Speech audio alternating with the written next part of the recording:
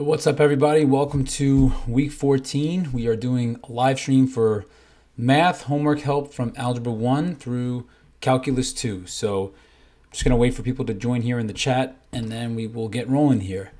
But in the meantime, I will just do questions of my choosing until people have specific requests, whether it be certain topics you want me to cover or if there are specific questions that you have directly. So I will just keep my email open here. That way I am ready to go with, once again, any questions that people may have. But thank you to anyone that joins. So let's see here. First up, I'm going to look at, I saw this wacky question from 1987. Okay, so this was a 1987 question. So the questions then were a little bit, definitely a little bit strange. But this one, we have f is continuous. So we have a continuous function. So, Xiaolong, hello. Thanks for joining. And let's see, domain x greater than 0. So this is definitely a wacky question coming up. And then we have f is the function. So I'll just kind of abbreviate this question here. Capital F of x is the integral from 1 to x. Then we have f of t dt. And for x greater than 0. All right, now we assume, and let's see, assume that, this is a strange question. But it stumped me for a second, but I was able to work something out here. And this is, for a greater than 0, b greater than 0. And then we have this. Last, we have f prime of 1 is equal to 3. So a few things. For part A, we'll find f of 1. So find f of 1. So this part isn't too bad. This, we're using the fundamental theorem of calculus to say f prime of x. The derivative of this function is just going to be f of x.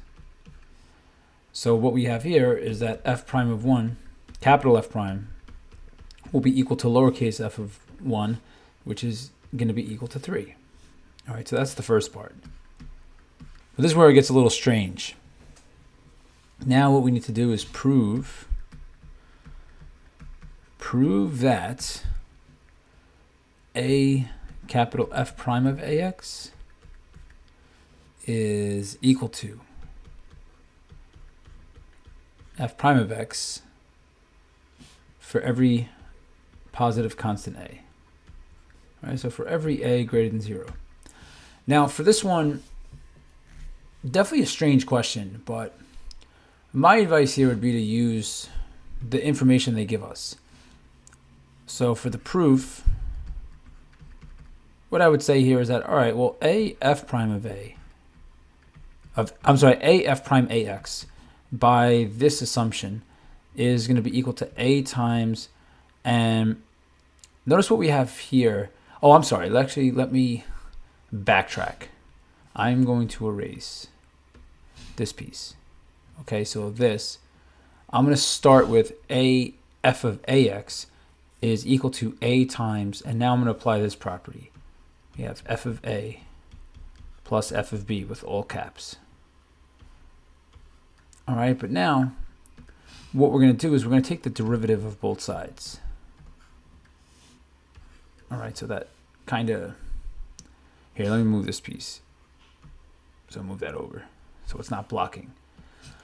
All right, so from here, the left side we would do chain rule. We have a times capital F prime of ax times a, and on the right side we just kind of distribute.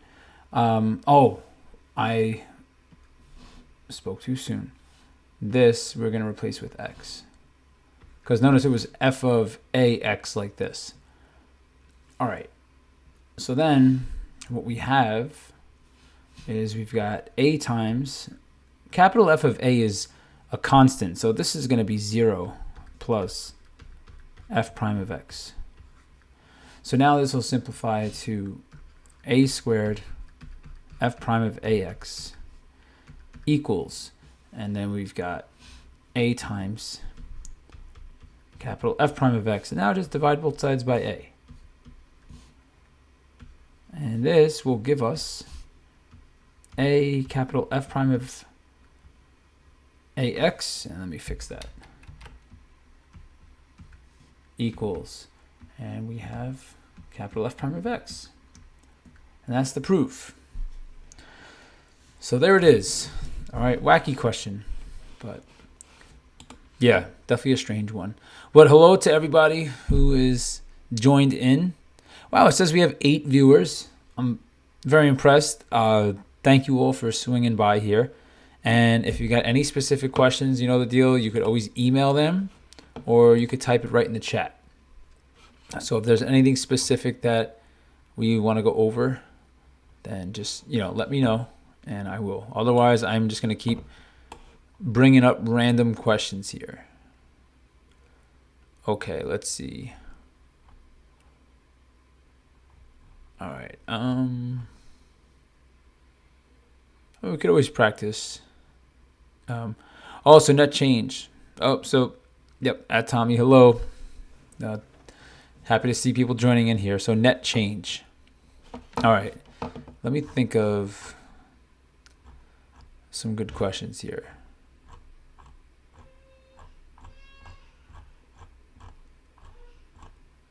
All right. One of my kids is stirring, but I think they'll be okay.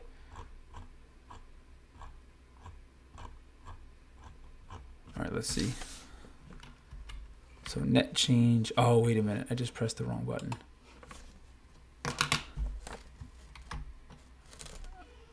So let's see, net change.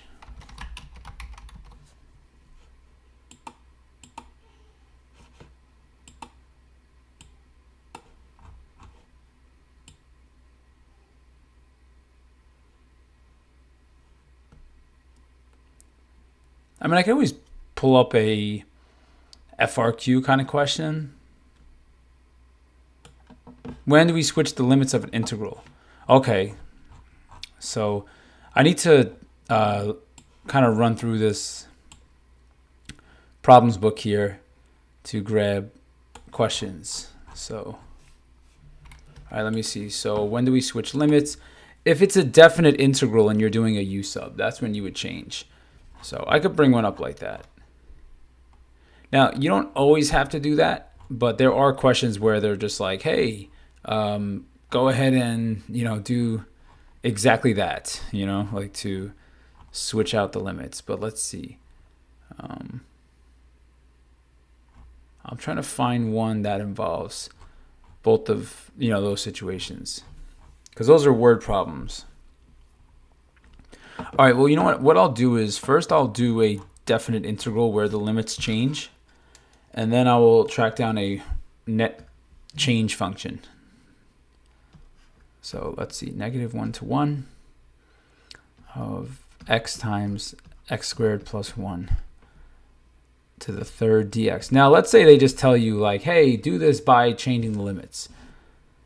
So if you had something like u equals x squared plus 1, all right, the inside, then du is going to be equal to 2x and dx like this. And now I know a lot of people are comfortable solving for dx, so I'll go ahead and do that. So we divide and we'll have du over 2x equals dx. And now the new limits, remember these limits are technically in terms of x. These are technically x equal limits. So then our new limits are going to be in terms of u, and we would have u equals, and first we're going to plug x equals 1 in here. We'd have 1 squared plus 1 equals 2. And if we plug in the lower limit, -1, we'll have, ooh, wait a minute. Uh-oh. I think something's looking wacky here. Let's think about this. So if u is equal to, because then that would automatically make it 0. Is it really going to be that simple? That's something I automatically just want to look at. Let me just see this real quick. So calculator to double check, because then that would mean I like messed up somewhere. But that's like my first like, uh-oh, let's see. Because if we plug in x equals -1, we have -1 squared plus 1 equals 2. And automatically, if our limits go from 2 to 2, then there's no change. But the only way that happens is when you have an odd function. So let's think about this. This would be x to the 6 times x, though. All right. So something's telling me that this is odd, and that's why this is going to work out to 0. But anytime that happens, I would just double check, with a calculator if possible. Now let me just view the... Okay, so there is a calculator here. Cool. All right. So let's just see. I'm curious if it does work out to 0. So math 9 from -1 to 1. And x times x squared plus 1, all of that to the third. And then we tack on dx. Something's telling me this is going to work out to 0. And it does. Wow. All right, but what's nice about this, you see when we found new limits, I already see that our new integral is going from 2 to 2. So no matter what I write on the inside, this whole thing is going to be 0. So that's pretty cool. But here, if I were to make the substitution, to go x times, I would have u to the third, and then dx would be equal to du over 2x. So that's a nice example. So easy, it's difficult. And then this would be the integral from 2 to 2 of, we have 1/2, and then u to the third du. All right, so in less, obvious examples, it would be something that doesn't match, and then you would get something not 0. But yeah, an FRQ. Sure, I could look at an FRQ. So a net change, like a rate in, rate out type situation. All right. So let's see, AB calculus.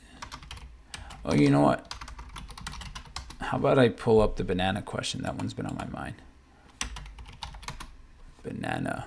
All right.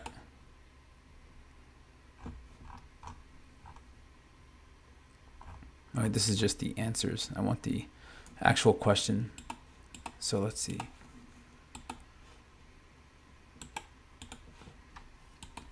I think it was AB 2017.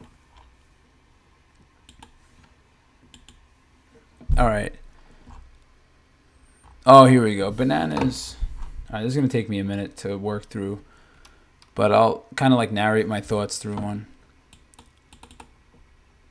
And then, yeah, I'll go over the other requested topic. All right.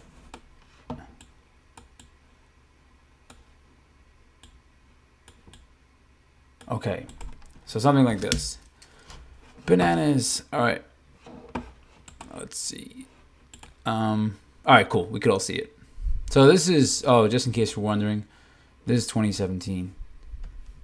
All right, so 2017. And this is AB, this one.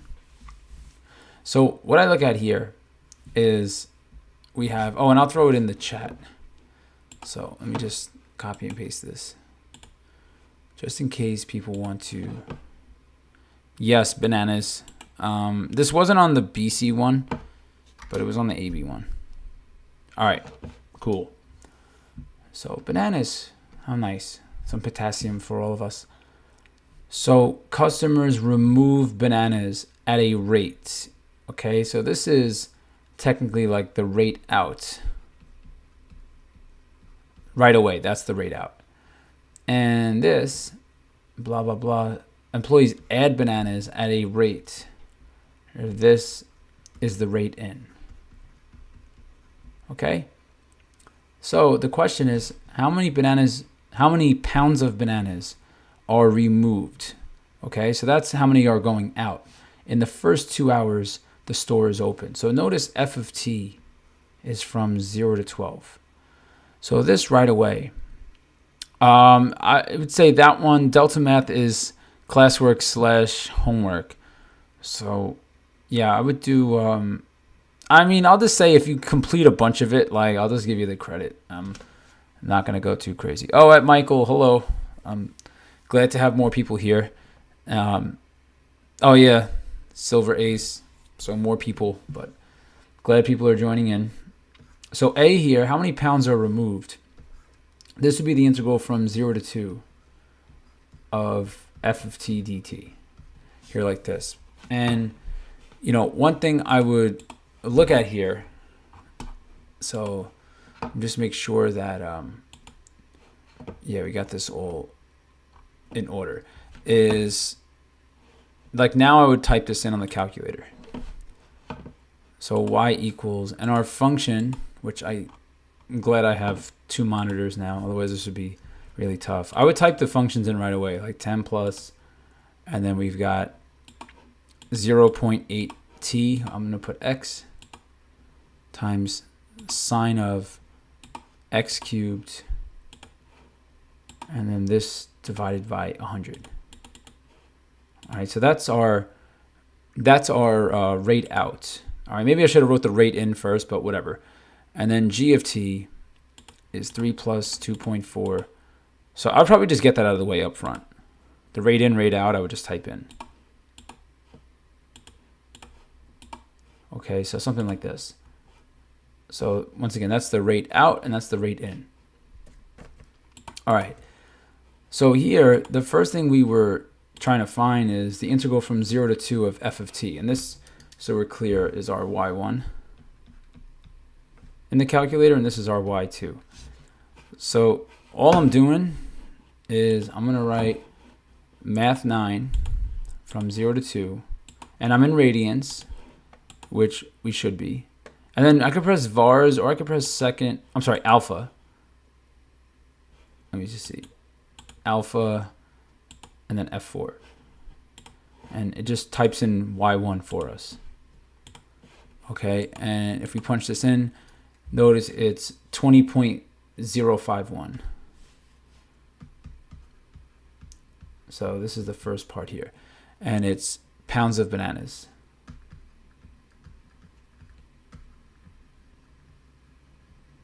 But this one, you just get 1 point for the integral.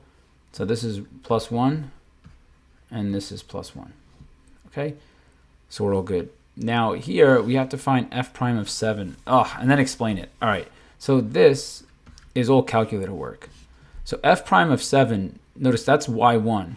But now, this is 2 points, value and then meaning.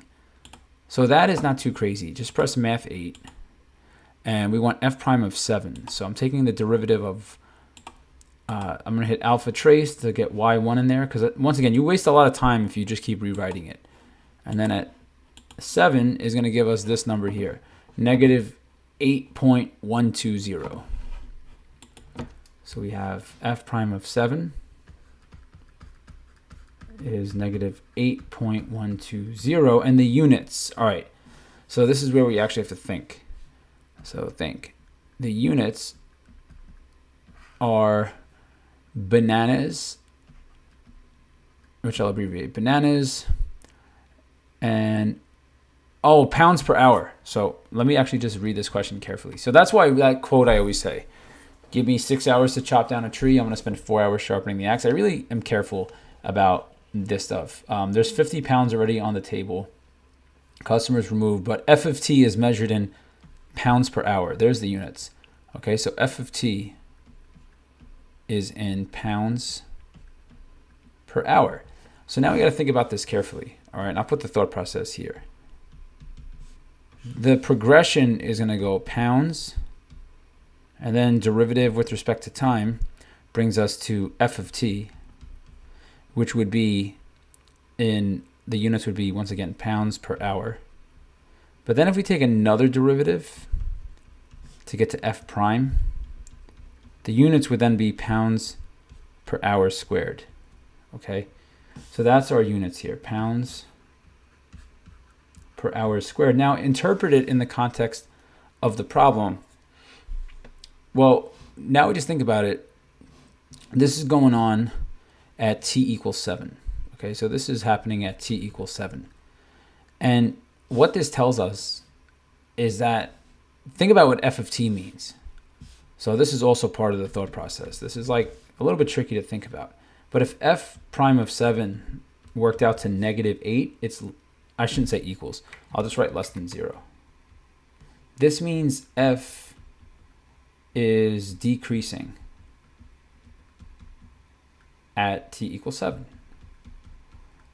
So now I actually write down, instead of f is decreasing, think about what does f mean, okay?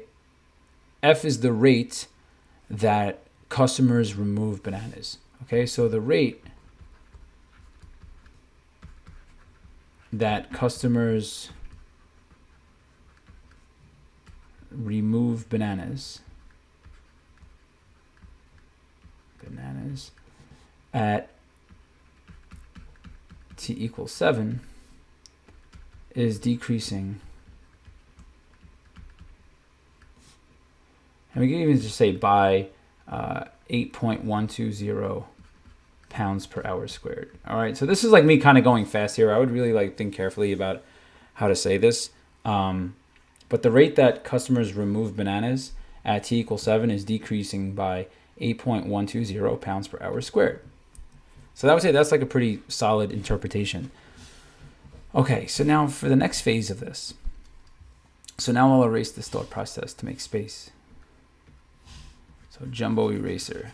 Let's get this out of here. Okay, and let me just double check the live stream. Any questions?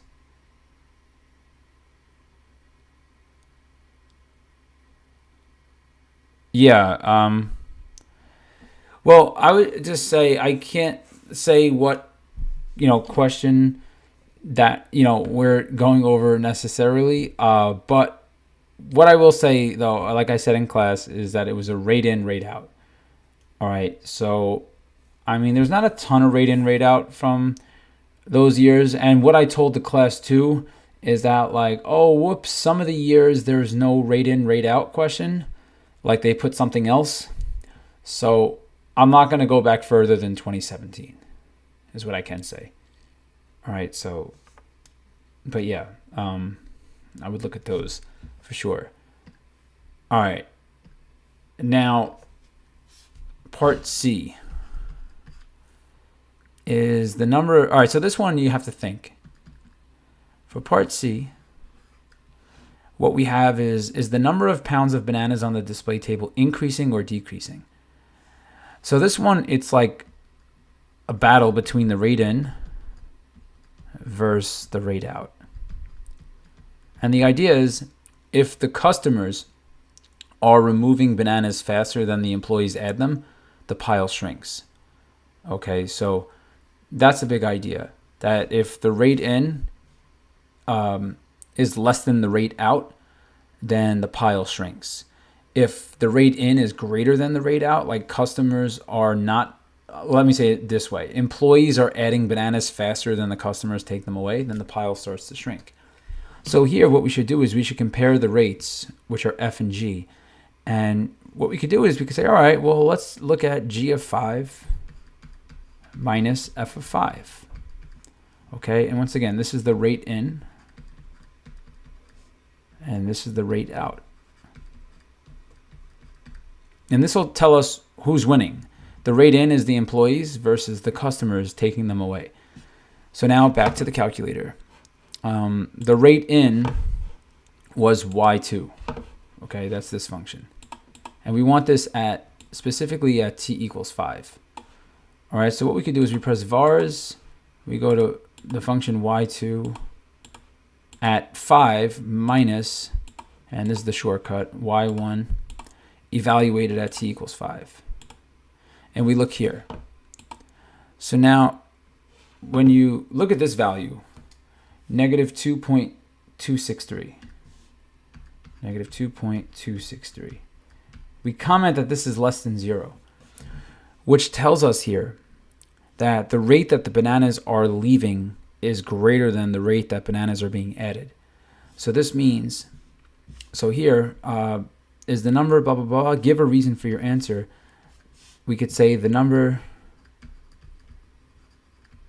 of pounds of bananas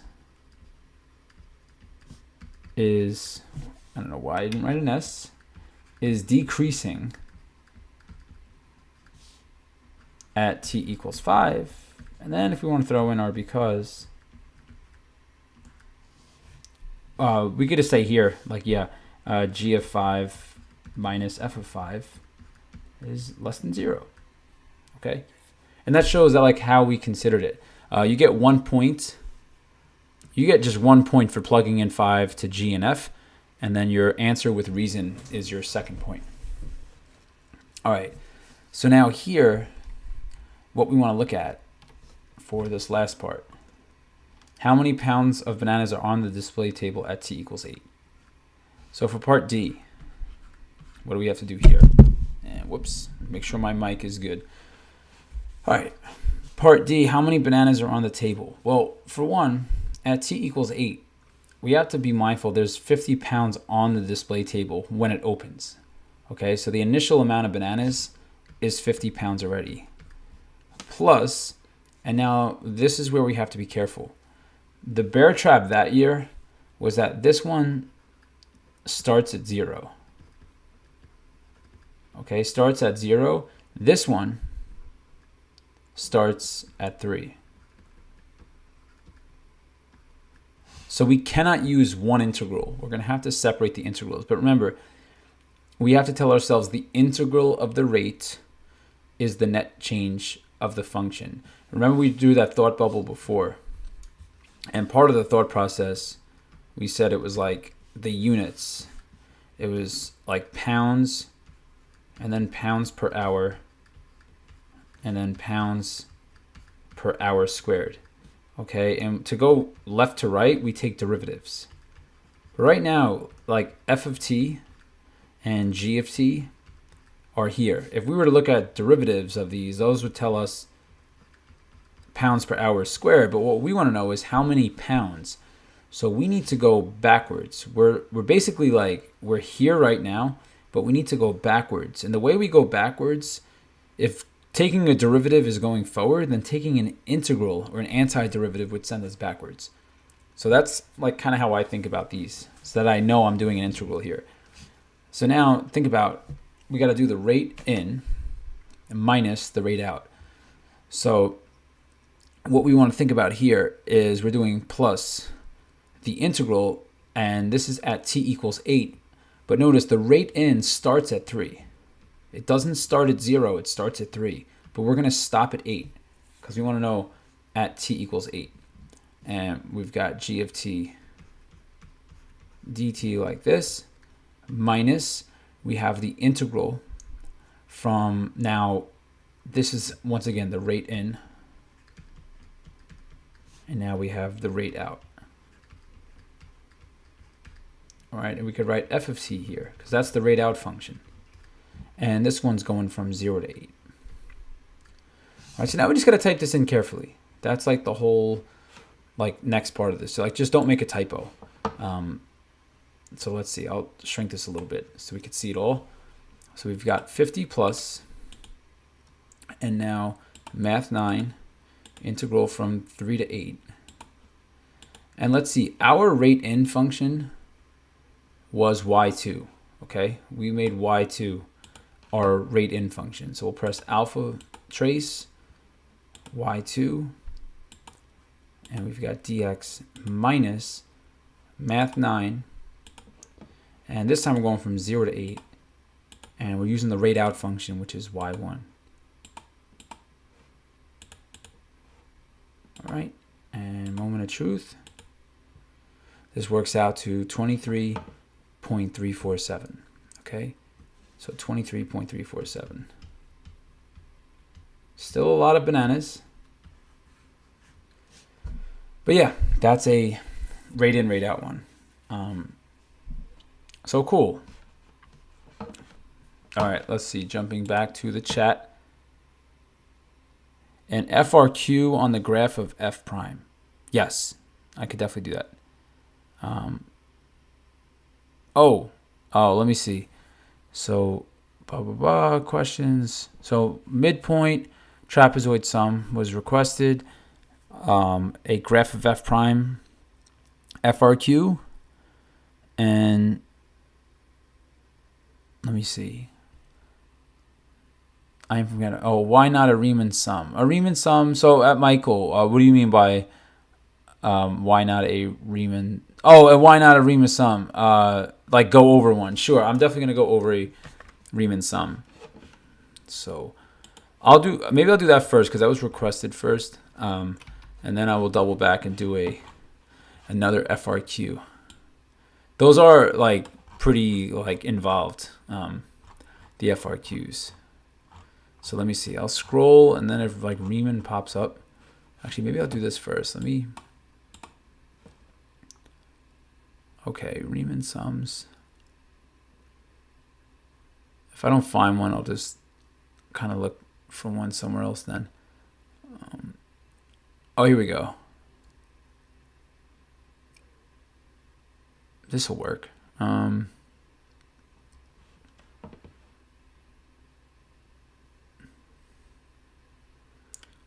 just trying to see.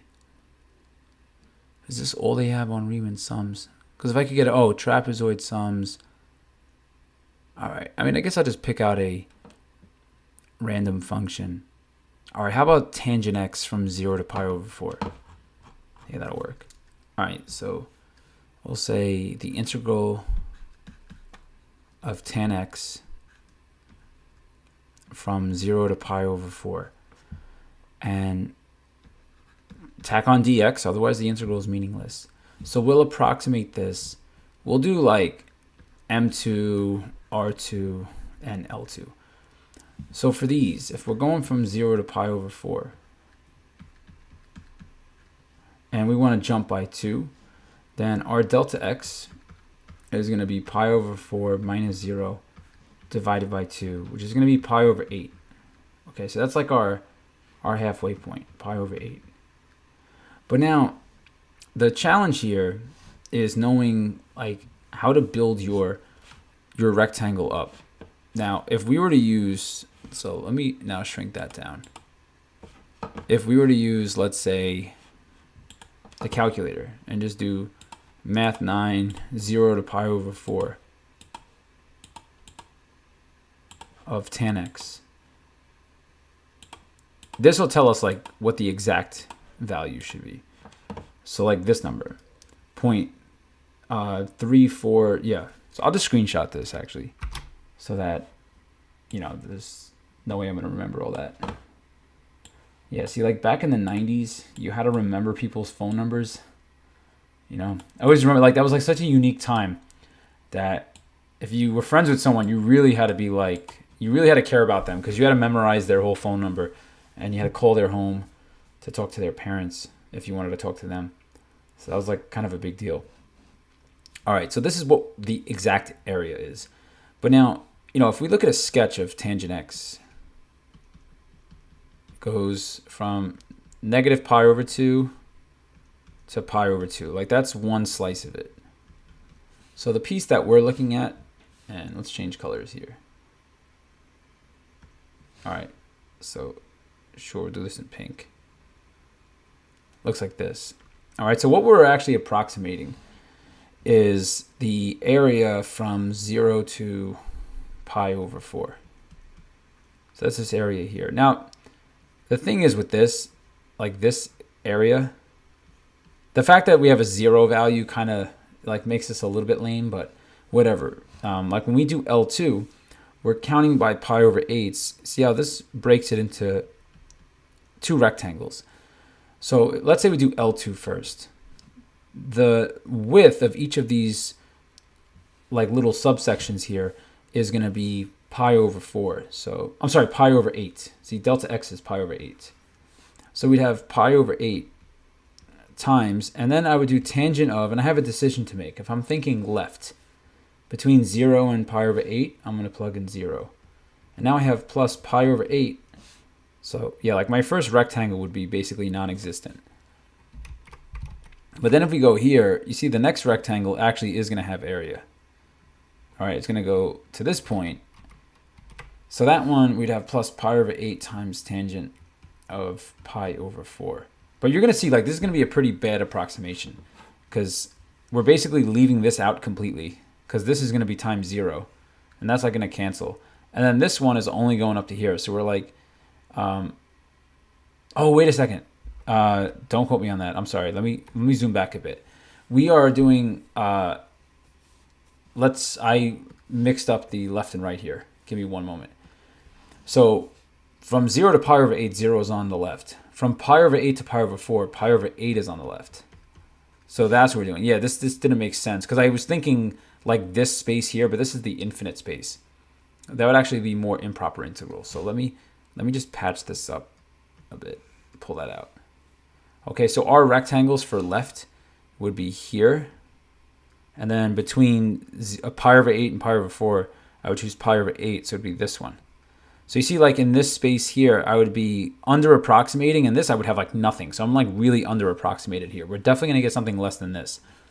So L2, yeah, you'll have to forgive me. By the end of the day, my brain is just fried. Teaching math all day at school, and then now teaching math here. But I really do enjoy this part of the day.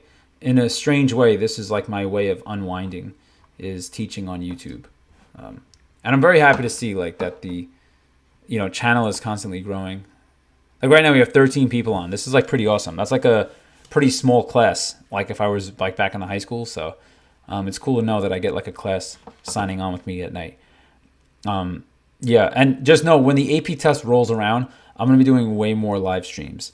So yeah, I have to figure out kind of like a game plan, but I do plan on doing like, some live AP review. Okay, so here L2 is now just going to be pi over 8 times, oh, and I closed that out for some silly reason. So let's go ahead and do that. Pi over 8 times tangent pi over 8. And we're definitely going to get something less. See? Way less. Like 0.163. I'll just 3 decimal places. All right, so that's like pretty far under. Now, if we do a right Riemann sum, so now we'll change gears. Then from 0 to pi over 8, we would choose pi over 8 to make our first rectangle. And see how now the rectangle is going over. And then this one would go also over. All right, so R2, still going to have the same delta x. But now we're going to do tangent of pi over 8. And we're going to do plus tangent of pi over 4. All right, because you see here, yeah, this one we're going up to this part. So let's see. So pi over 8. So I just like to write it in parentheses like this, pi over 8. Even though like it technically wouldn't matter. And then we have tangent of pi over 8. And then plus tangent pi over 4. Like I just know that's 1, but whatever, I'll write it in. Tangent of pi over 4. Now this one should give us something over the actual. And check it out. Yeah, 0.555.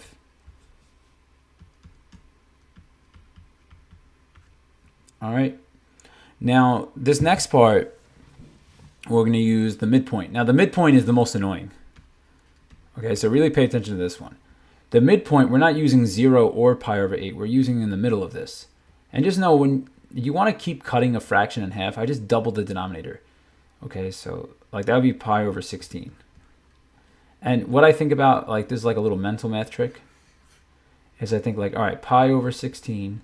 Then I think 2 pi over 16. 3 pi over 16.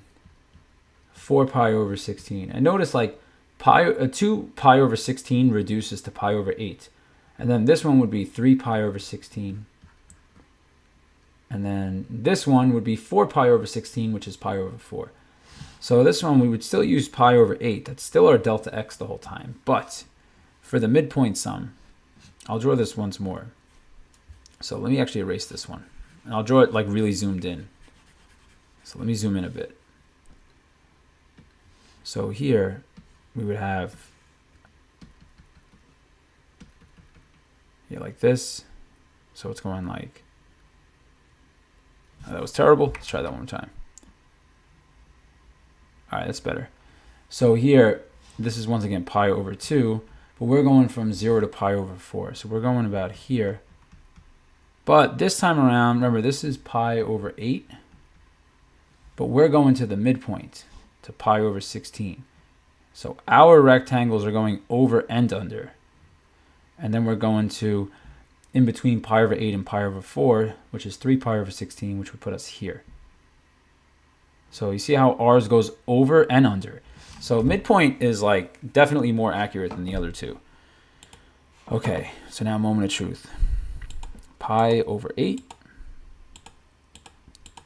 times, and now we have tangent of, we said, oh yeah, did I just not write these out? Yeah, don't get old. All right, tangent of pi over 16, we said, plus, and oh yeah, I should be writing in blue. Yeah, my brain is really fried. All right, tangent of, I almost wrote tam.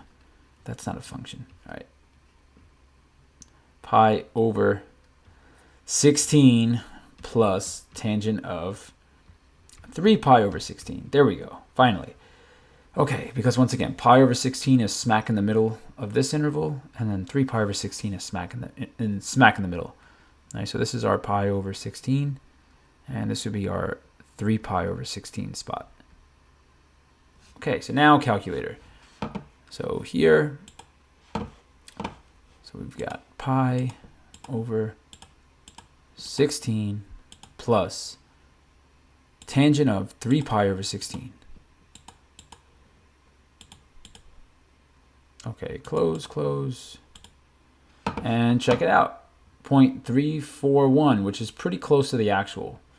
0.341. This one wins. All right, and that's only 2 rectangles. You know, and the concept is as we do more rectangles, this gets more accurate. So yeah, Riemann sums, midpoint. Oh, and trapezoid. All right, if we did trapezoid,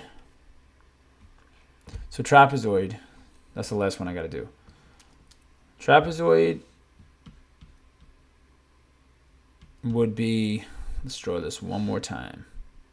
Actually, let me see if I could just, yeah, sorry, I'll draw it one more time. I don't want to get lazy. The question was for a trapezoid sum.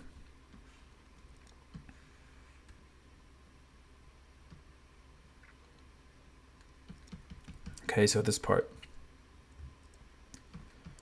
Pi over 4, and then pi over 8. Now this one's kind of like a lame trapezoid because like this is definitely a trapezoid. But this one is like really just a triangle in disguise. So here what you do is you do like 1/2 times delta x is pi over 8 times the sum of the y values. So it'd be like tangent of 0 plus tangent of pi over 8. Okay, because like the bases of a trapezoid are parallel. So the bases in this case are like actually the vertical pieces. And just know the formula for the area of a trapezoid is 1/2 height base 1 plus base 2. But your height in calculus is the delta x, and these are your function values. Okay, so that's this. And then if we find more, this would be plus 1/2 delta x times the sum of the other function values, which would be tangent of pi over 8 plus tangent of pi over 4. Okay, so we just have to punch that in. All right, but that would be our trapezoid sum. Cool. So now FRQ on graph of derivative. All right, let's see. Let's see what year. Try to find one.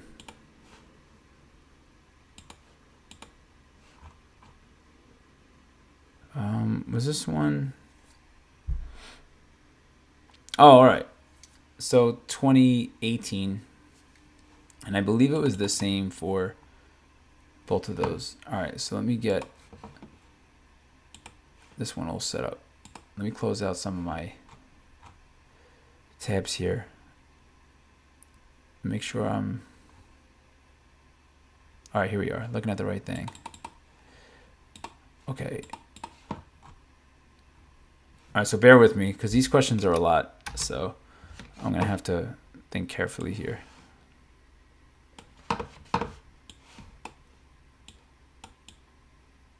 Now, I know it says graph of G, but this is going to involve some sort of derivative. So this is 2018. All right, 2018, question 3.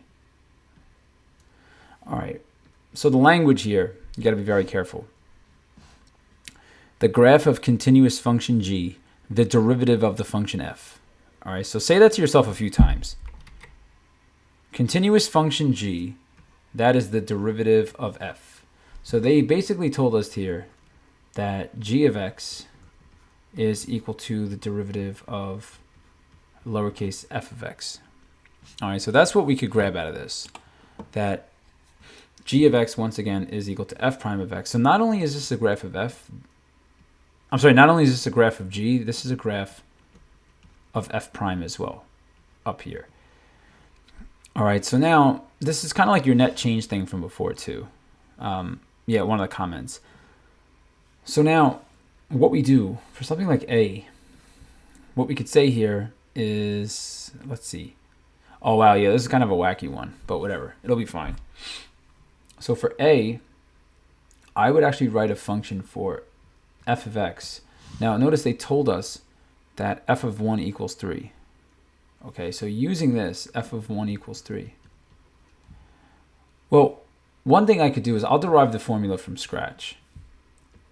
I'll do the integral of f prime, and I'm going to write it in terms of t. And I'm going to go from 1 to x. And this, by ftc, is f of x minus f of 1. But now what we could do is we could say f of x equals f of 1 plus the integral from, let's fix that, plus the integral from 1 to x of f prime of t dt. Okay, so this is just ftc, but then we add f of 1 to both sides. And f of 1 is equal to 3. So now we can even say this.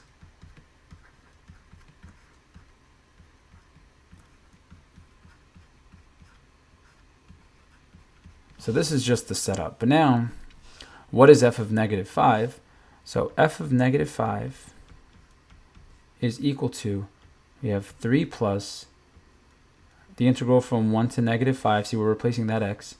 And then we've got f prime of t dt. And this I would actually write as 3 minus the integral from negative 5 to 1 of, oh, I'm sorry. Wait, give me one moment here. Oh, no, we're good.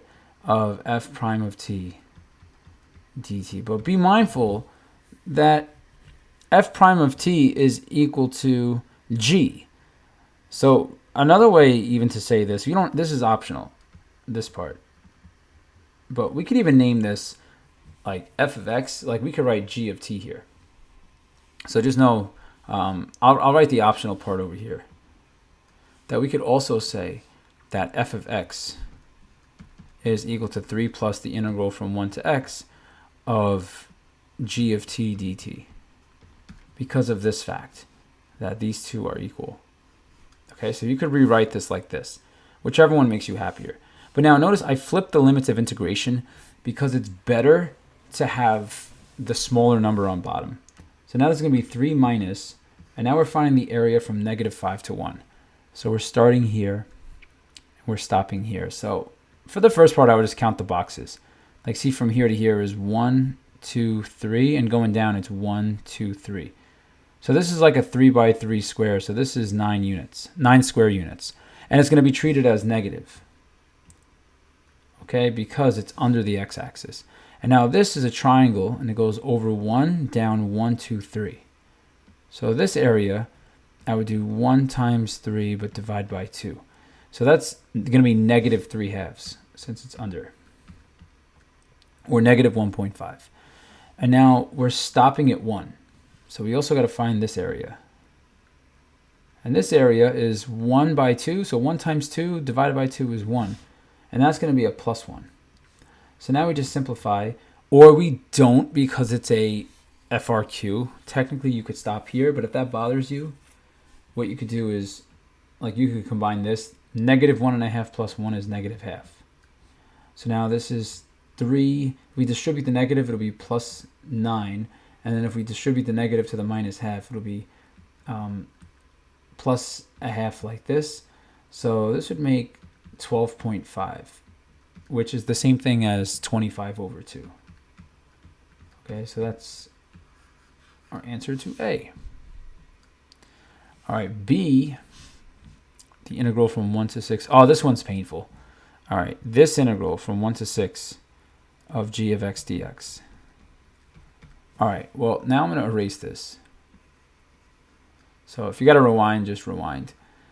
And from 1 to 6, what you want to be mindful of is that g of x is a quadratic from 3 to 6. Like you see this part, this is a quadratic. So what we actually have to do for this is I would actually do the area from 1 to 3 of g of x dx. And this is like using geometry. Plus the integral from 3 to 6 of g of x dx. This we're going to find using FTC. Okay, because from 3 to 6, I could replace it with 2 times x minus 4 squared. All right, so that's just something that's jumping out at me right away. So now, first, what I'll do up front is I'll find the area from 1 to 3. And the area from 1 to 3 is this rectangle. Or square, technically it's a square because it's 2 by 2. So this has an area of 4. So right away, I'm like, all right, so this is equal to 4 plus the integral from 3 to 6. And from 3 to 6, g of x is 2 times x minus 4 squared dx. So now this is 4 plus, and now the antiderivative. Remember, we could do u sub, but the derivative of the inside is 1. So we could just kind of skip u sub and say 2 times x minus 4 to the third, and then we divide by 3, and we're going from 3 to 6. So now this is 4 plus 2/3, and now we plug in 6. So we've got 6 minus 4 to the third minus 3 minus 4 to the, oh, let me tack on the 2/3 here as well. So let me erase that.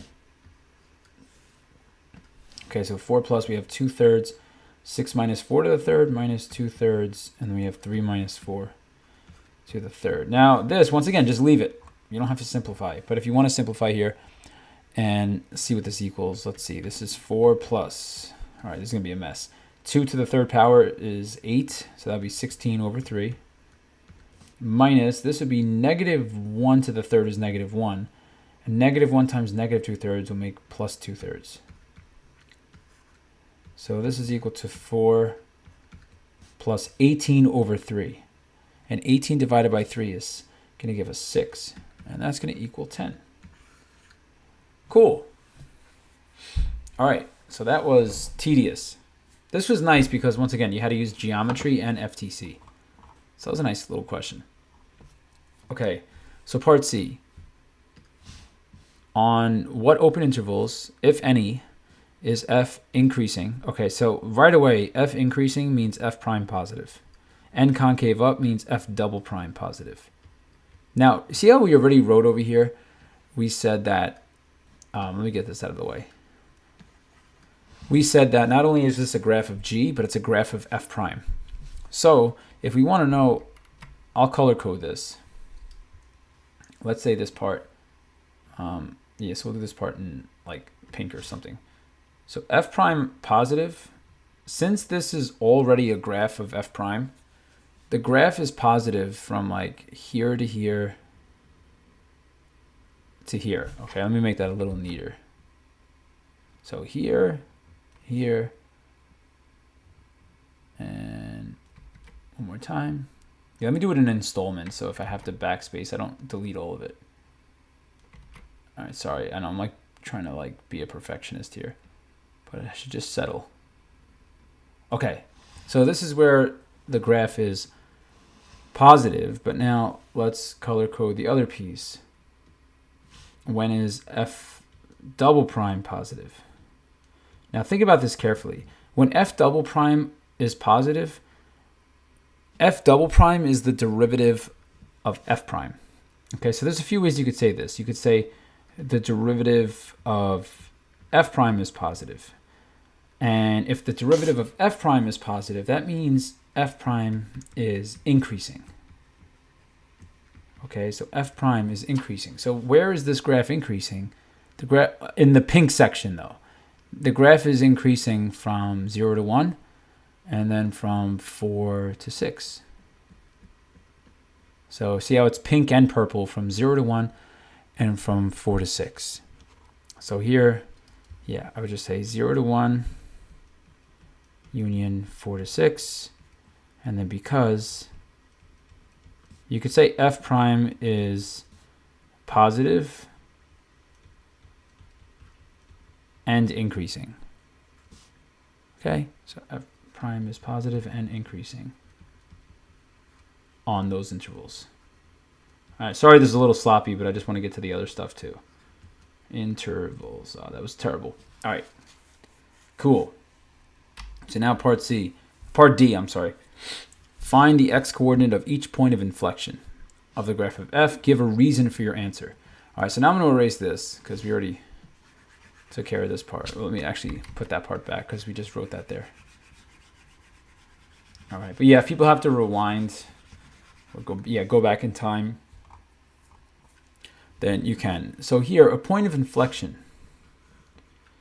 is when f double prime changes signs. Okay, remember f double prime is the derivative of f prime.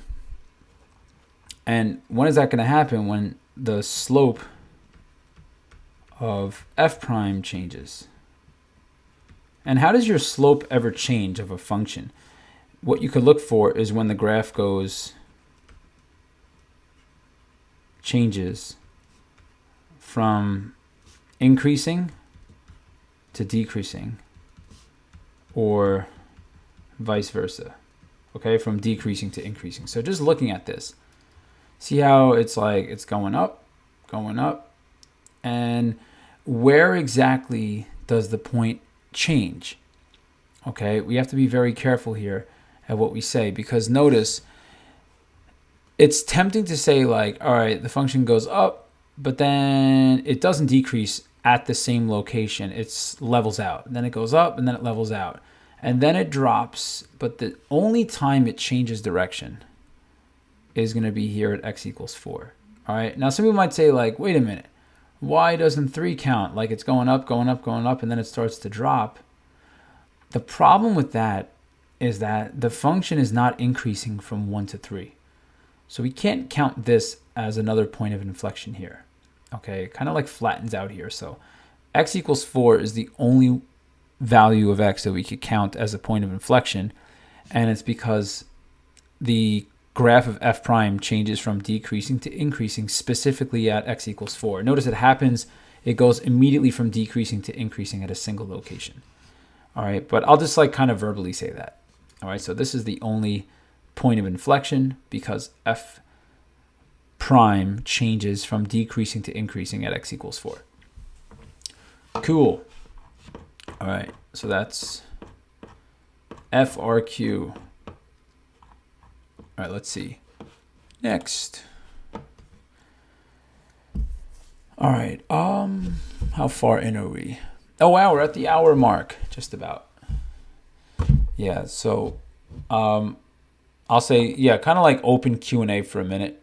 But we have 12 viewers here. Look at that. How nice. Let me see if I could actually get this to work. Let me see fireplace mode. Let me see fireplace. There's my, oh, this live stream is the best. I agree. Let me just, I'm testing this out. Pop out the chat.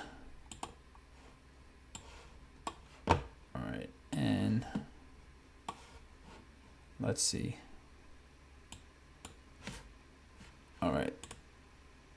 Give me one. Where is the, wait, restore. Let me just reload this real quick. Okay, pop out the chat. Here it goes. All right.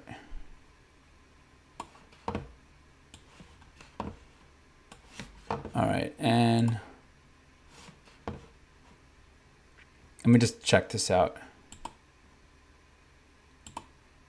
Oh, you're welcome. All right, cool. It's working. All righty. You can say f prime equals 0 at x equals 4.